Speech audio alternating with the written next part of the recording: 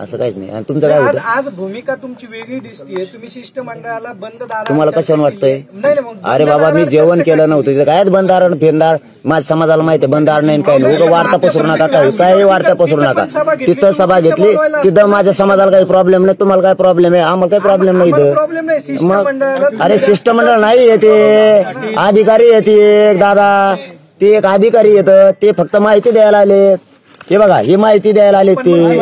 अरे पण माझ्या समाजाला अडचण नाही, त्याने का पैसे दिले का मला आणून काही? अरे मग काय तुम्हाला काय नाही, समाजाला म्हणलं पाहिजे अडून नाही केलं असं नाही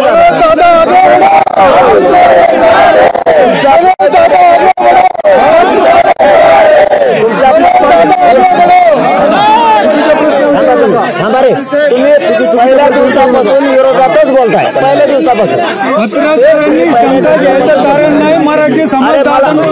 अरे प्रश्न नाही येतो आमचा विश्वास. एक मिनिट मी बोलतो,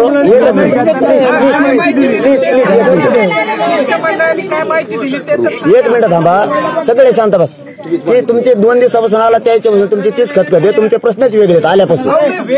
अरे माझ्या समाजाला नाही अडचण, एकच मिनिट. अरे ऐका हो, तुम्ही हा बघ, तुम्ही खरे आधारस्तंभ आम्ही आमचे जनतेचे.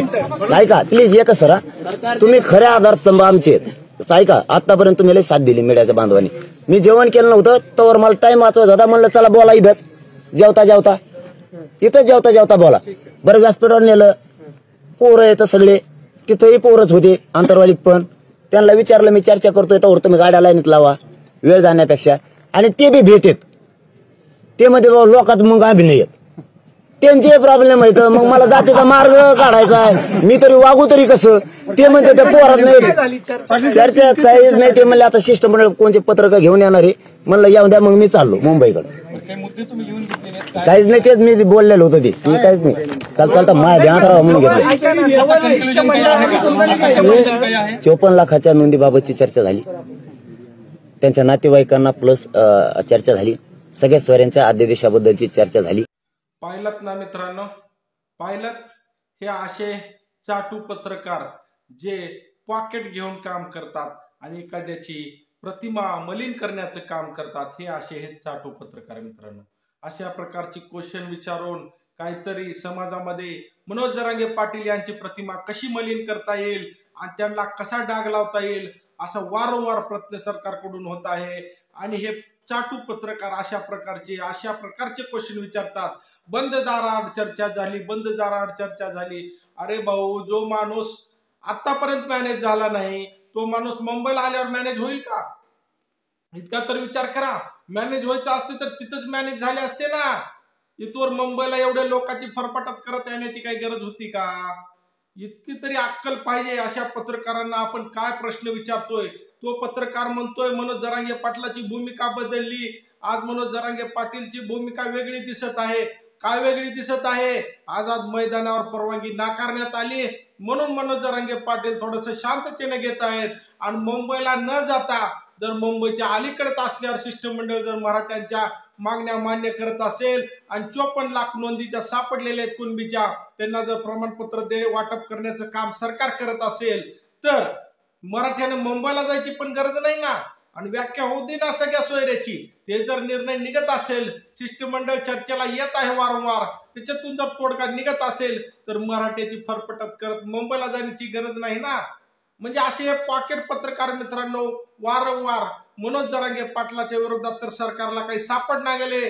त्यांची प्रतिमा कशी मलिन करायची, मग त्यांची प्रतिमा जर मलिन करायची असेल तर असं काहीतरी प्रश्न विचारायचं ज्याच्यामध्ये मनोज जरांगे पाटील हे अडकतील आणि शब्दाचा खेळ करून मराठ्यामध्ये फूट पाडायचं काम हे सरकारनं वारंवार केलेलं आहे.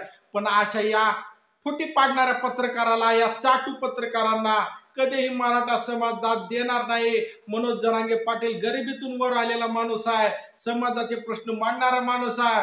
त्याच्या पाठीमागे लोक इथपर्यंत आलेत, त्यांना 100% स्वार्थ विश्वास आहे. मनोज जरांगे पाटील हे कधीच मॅनेज होऊ शकत नाहीत. तुम्ही कितीही प्रलोभन दिलात, कितीही सत्तेत वाटा जरी देतो म्हणलात तरी मनोज जरांगे पाटील हे कधीही मॅनेज होणार नाहीत. आणि त्यांच्या पाठीमागे मराठा बांधव खांद्याला खांदा लावून मराठा बांधव त्यांच्या पाठीमागे राहणार आहे। त्यासोबत माझ्यासारखे पत्रकार, मी आकाश जाधव, हे जे ऑलराऊंडर आपल्या चॅनलवरती वारंवार मनोज जरांगे पाटलाच्या समर्थनात व्हिडिओ बनवणे, मनोज जरांगे पाटलाचा हा झंझावात आहे मराठ्याचा, तो सगळ्या लोकांपर्यंत पोहोचवणे, वारंवार काम आपण आपल्या चॅनलवरती केलेलं आहे। आणि असे जे चाटू पत्रकार आहेत आणि जे ओबीसीचे चाटू नेते आहेत, भुजबळ, सदावर्ते, तो तायडे, बबनराव तायडे, बबन्या, ते टिपू मुंडे आणि तो येडेवाकडे असले नेते, हे सगळे, यांना सगळ्यांचा समाचार आपण आपल्या चॅनलवरती घेतलेला आहे। आपल्या चॅनलवरती वारंवार मनोज जरांगे पाटलाला जो नडेल त्याचा आपण वचपा काढणार म्हणजे काढणार। मनोज जरांगे पाटलाच्या नादाला लागू नका। असे चाटू पत्रकार बहिष्कार केला पाहिजे, अशा पत्रकारांचा, चाटू पत्रकारांचा। धन्यवाद मित्रांनो।